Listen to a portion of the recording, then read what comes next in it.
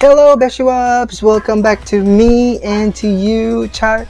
So, for today's video, we will be doing a tutorial. So, if isa ka ba sa mga aspiring vloggers like me na, gumagamit ng phone in filming, kasi wala pang mga budget dyan.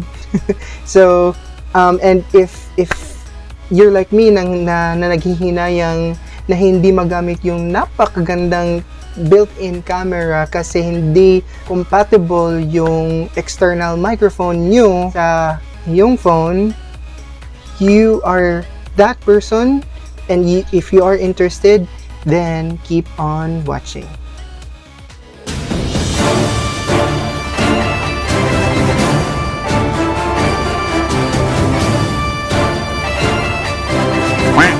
And before we start, please don't forget to show some love. Click on the subscribe button and the notification bell so that you will be notified if there will be new videos like this. So mga Beshywaps, isa sa very important for me lang isa sa very important na part sa inyong video or sa mga vlogs nyo is yung audio nyo. Hindi masyadong clear yung audio nyo, then parang it will defeat the purpose of the good video.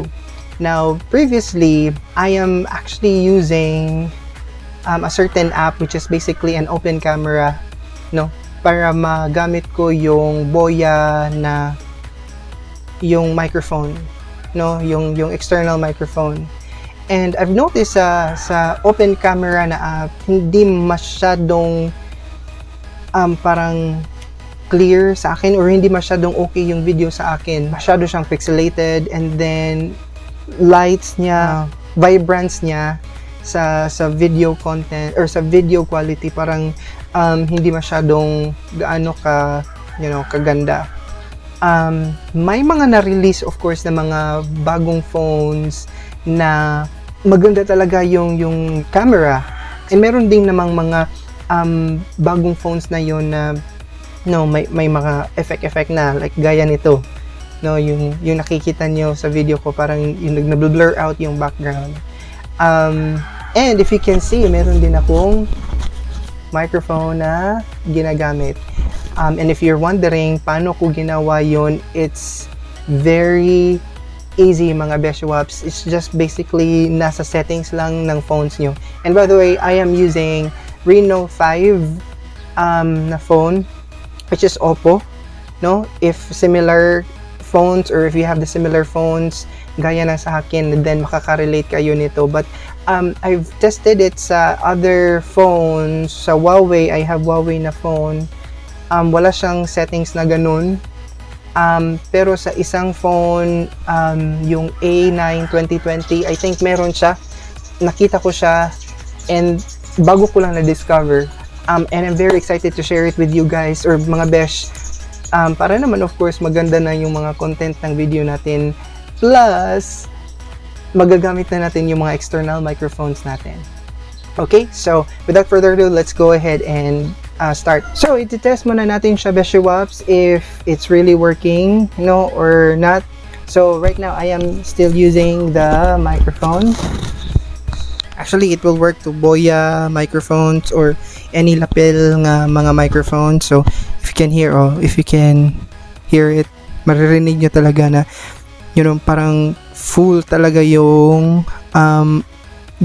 voice tsaka yung audio. Hindi maka-capture yung mga noise, very mga yung other mga noise sa background, aside of course yung sa mga manok, mga aso. So ito yung with mic. Now let's check na yung walang mic. Kukunin ko muna. So ito naman yung walang microphone mga Beshywaps. So I think maririnig nyo talaga yung difference ng merong microphone or yung external microphone tsaka yung walang microphone. I tried it, parang medyo basag siya, medyo nakaka-capture pa niya yung mga sounds, especially like yung sa electric fan, makaka-capture niya other sounds na mga sounds like ganito, mga sounds, ito, maririnig niya even sa back ng mga sounds.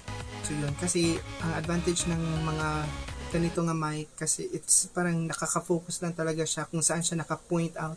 So kung naka-point out siya sa'yo, so dyan lang talaga siya sa'yo. Okay? Plug in ko na siya.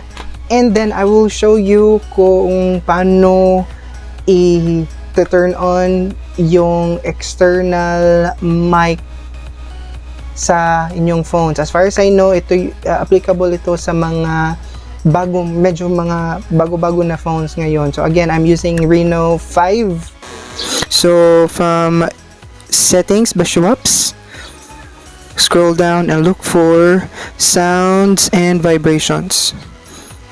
And then look for more sound settings. Tap it. And then tap default recorder. And then click or tap on add-on. So it should be highlighted yung add-on. And yun lang. Very simple and easy. So yun mga Beshywaps, I hope na may na-learn kayo sa tutorial na ito. It's very simple, it's very easy.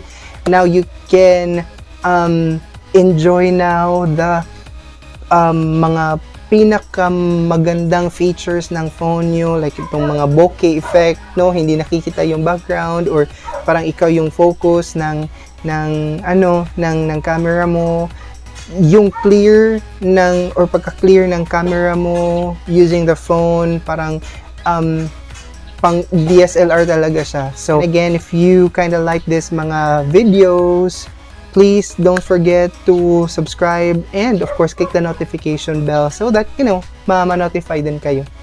Okay, so yun lang. Thank you so much for your time and for watching, and please make good choices, stay safe always, and I will be seeing you on my next vlog. Bye bye.